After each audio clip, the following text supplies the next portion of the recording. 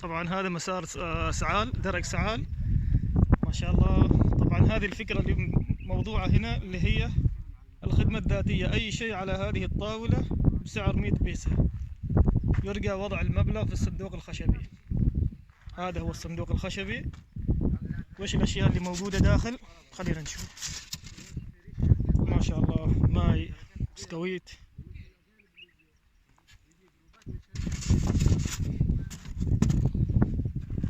بادرة طيبة.